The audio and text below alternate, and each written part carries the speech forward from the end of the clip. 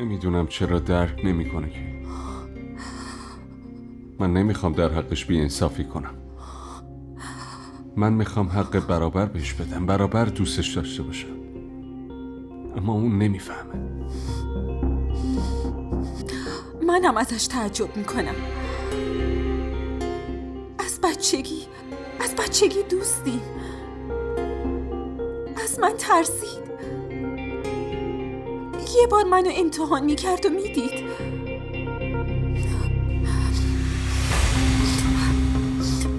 تو هم با حرف بچه قضیه رو تموم کردی.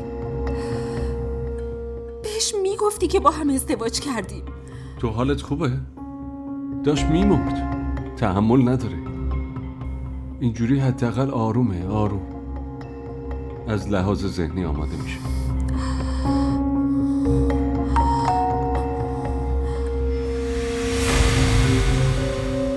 وایسا من میبینم.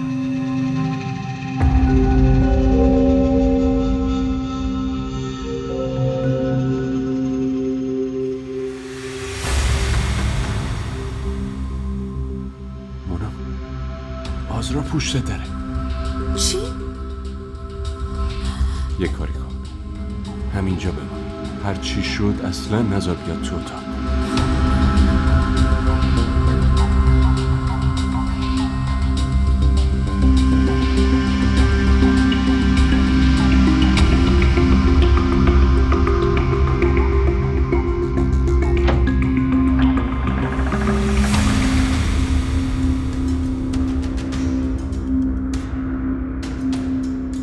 میشه بیام تو؟ اینم سواله که میپرسی؟ چی کار کنم؟ عادت ندارم به زور وارد خونه دیگران بشم. لطفاً بیا تو.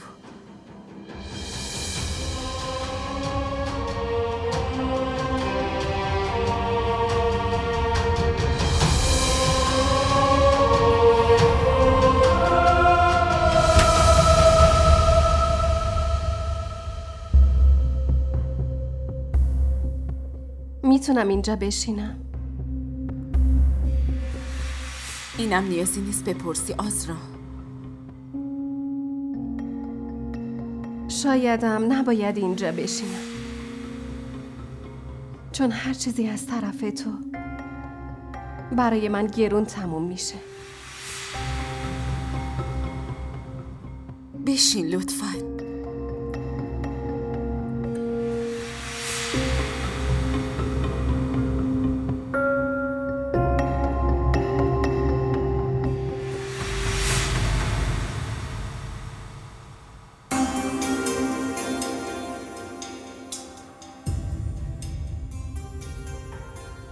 دوستیمونو که بیخیال شدی،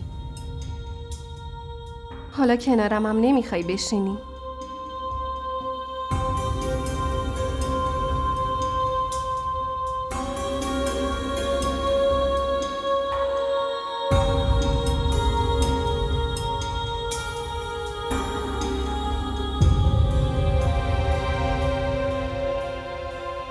یادت مونا،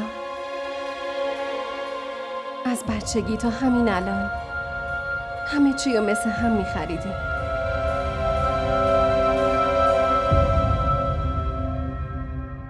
لباس مثل هم، وسایل مثل هم. یه روزایی بود که لباسی رو دوست داشتیم و نمیتونستیم پیدا کنیم، ولی به خاطر همدیگه قیدش رو میزدیم.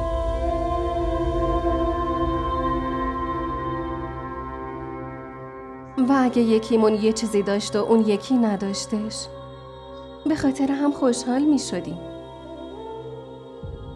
من اون روزی رو یادمه که از یه لباس خوشمون اومده بود. قیمتش اونقدر گرون بود که باید پولامون رو هم میذاشتیم که بخریمش. بعد پولامون رو هم گذاشتیم و خریدیمش. گاهی تو میپوشیدی، گاهی هم من. اما واقعیت اینه که اول من خوشم اومد. یادته؟ اما اما بیشتر پولشو من دادم، نه؟ اشتباه منم همین بود. اگه لباس نشونت نمیدادم، نه تو خوشت میومد، نه پولشو میدادی و نه هیچ وقت صاحبش میشدی. اون موقع که با شریک شدن مشکلی نداشتی. الان چی شده؟ اون موقع مشکلی نبود، ولی الان هست. یه چیزایی رو قبلا دوست داشتم، ولی الان ازشون خوشم نمیاد.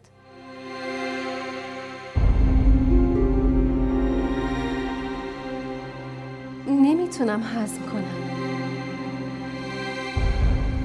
خیانت کردن دوستمو،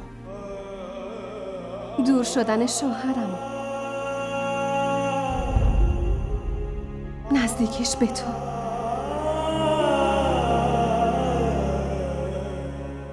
مونا، من همه چی رو فراموش میکنم. تو رو میبخشم، اما لطفاً دیگه دنبال شوهرم نباش. اونو فراموش کن. شاهمی رو به هم برگردون. ازم دورش نکن.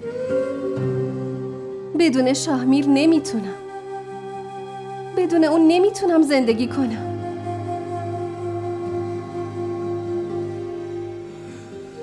امروز اومدم امانتیمو پس بگیرم.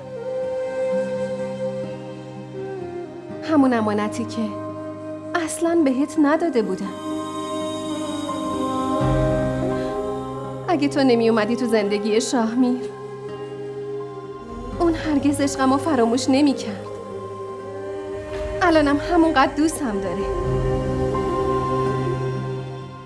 قبلا هیچ وقت از من بچه نخواسته بود، ولی الان از وقتی تو اومدی تو زندگیش بچه میخواد. خودت میدونی که در توان من نیست. من نمیتونم. آزرا اونم آدمه. اونم حق داره خوشحال باشه، نه؟ اونم تو رو دوست داره.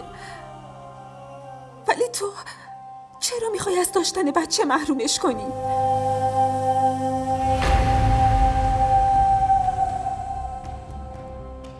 از ضعفم سوء استفاده میکنی؟ نه آزرا، من بهت قول میدم شاهمیر با وجود من درست مثل قبل دوست داشته باشه. نمیذارم کمبودشو حس کنی. من بچه به دنیا میارم و تو میشی مادرش. بچه من تو رو هم مامان صدا میزنه. نامادری نه. میخوام مادر باشم.